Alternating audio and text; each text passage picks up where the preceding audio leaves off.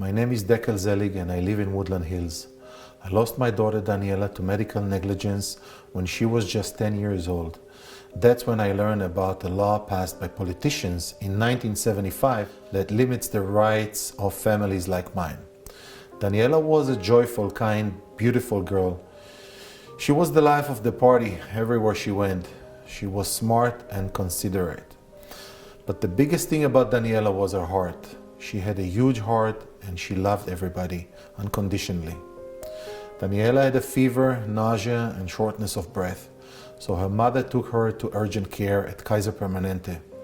The examination was rushed because the doctor wanted to leave at 8 o'clock. She didn't even take Daniela's jacket off to use a stethoscope.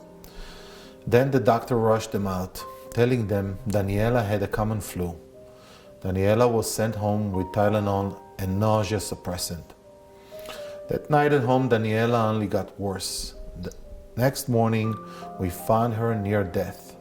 We rushed her to another emergency room where they finally diagnosed her with pneumonia, but it was far too late. She was pronounced dead that morning. Daniela was just 10 years old when her future was taken from her.